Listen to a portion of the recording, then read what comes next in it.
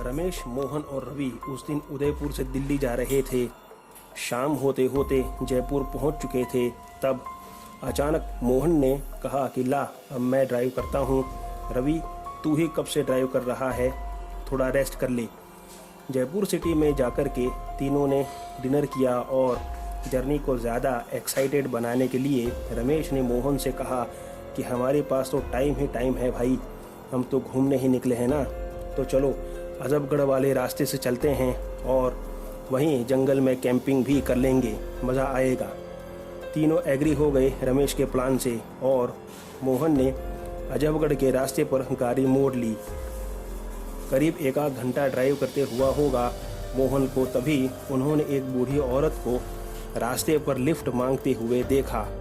रवि ने मोहन से तुरंत कहा कि गाड़ी मत रोकना, इसे लिफ्ट नहीं देना, वरना ये हम सबको ऊपर लिफ्ट करा देगी। पागल है क्या तू? बूढ़ी औरत लिफ्ट मांग रही है, उसमें तुझे क्या डर लग रहा है? अरे इतनी रात को इसे कौन लिफ्ट देगा, बेचारे को कुछ हो गया तो। उतने में मोहन ने गाड़ी उस बूढ़ी औरत के पास रोक दी। उस औरत ने बगैर कुछ पूछे सीधा गाड़ी का दरवाज़ा खोला और गाड़ी में बैठ गई। मोहन ने पूछा कि कहाँ जाना है माई? तब उस औरत ने कहा कि बस थोड़ी दूर जाना है, इसी रोड पर आगे मेरा घर है, मुझे वहीं छोड़ दो। रवि उस औरत से ज़रा भी कंफर्टेबल नहीं था और उसे उस औरत के शरीर से अजीब जलने की बू आ रही थी। रवि ने उसे पूछ भी लिया कि माई कहाँ से आए हो, आपके शरीर से इतनी जलने की बू क्यों आ रही है? औरत ने कहा कि जो जहाँ रहता है उसके शरीर से वैसी ही गंध आती है। ऐसा कहकर वह रवि के सामने देखकर मुस्कुराने लगी और पूछा कि तुम मुझे बिठाना नहीं चाहते थे ना, लेकिन मैं बैठना चाहती थी तो तुम मुझे कैसे रोक सकते थे? तब रवि ने कुछ दबी आवाज़ में कहा कि ऐसा नहीं है माई, आपको गलतफहमी हुई है। तब उस औरत ने कहा कि गलतफहमी इंसानों को होती है मूर्ख, हमें नहीं। ऐसा कहकर उसने मोहन से कहा कि गाड़ी सीधा चलाते रहो, कुछ देर आगे जाकर बायां मोड़ आएगा, वहां पर गाड़ी मोड़ लेना। लेकिन हमें तो सीधा जाना है माई, रमेश ने डरते डरते कहा। तब उस औरत ने कहा कि जैसा कह रही हूँ वैसा करो, कुछ और पूछने की ज़रूरत नहीं। मोहन ने उस औरत के कहे मुताबिक गाड़ी बाईं ओर मोड़ ली और गाड़ी चलाता रहा। उस औरत ने कहा कि बस यहीं गाड़ी रोक दो और अब यहाँ से जा सकते हो तो चले जाओ। ऐसा कहकर वह औरत गाड़ी से उतरकर रोड की दाहिनी ओर चली गई और वहाँ जाकर आग लगाकर अपने बोरे में से कुछ निकालकर पकाने लगी। तभी रवि चिल्लाया मोहन के ऊपर कि बेवकूफ़, अब किस बात की राह देख रहा है, जल्दी से गाड़ी मोड़ और भगा यहाँ से। वो औरत एक भूत है, मैंने तुझे पहले ही मना किया था कि उसे लिफ्ट मत देना।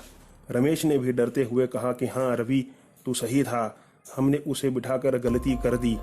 मोहन ने गाड़ी रिवर्स ली। तभी रमेश की नज़र वहाँ गई जहाँ वो बूढ़ी औरत बैठी थी। अब वह अकेली नहीं थी, उसके साथ 3 लोग और थे जो उसी बोरे से निकाल कर खा रहे थे जो उस बूढ़ी औरत के पास था।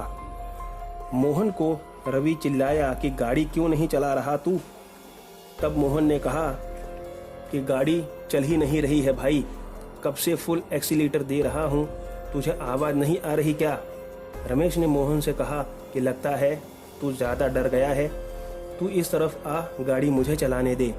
ऐसा कहकर वह जैसे ही गाड़ी से बाहर निकला, उसने एक विशाल काला साया उसकी गाड़ी के ऊपर बैठा देखा जो उसे घूर रहा था। रमेश चिल्लाते हुए गाड़ी में बैठ गया और कहने लगा कि अब तो आज हम सब की कब्र यहीं खुदेगी भाई। गाड़ी के ऊपर एक प्रेत बैठा है जिसके वजन से गाड़ी चल नहीं रही है। मोहन अचानक से जोर जोर से हनुमान चालीसा पढ़ने लगता है।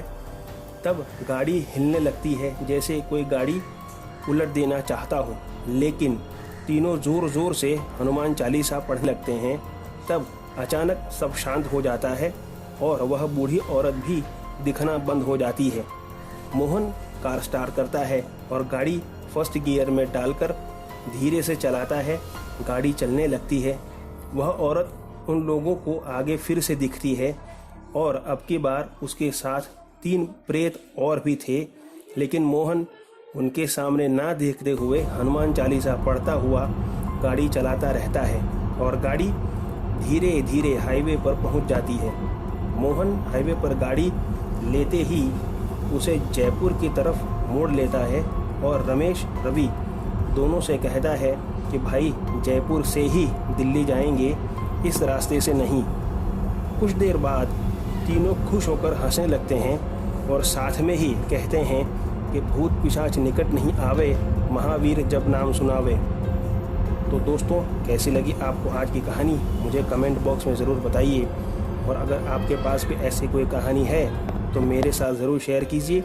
मेरा ईमेल एड्रेस डिस्क्रिप्शन बॉक्स में दिया हुआ है। मेरे फेसबुक पेज पर भी आप स्टोरी भेज सकते हैं।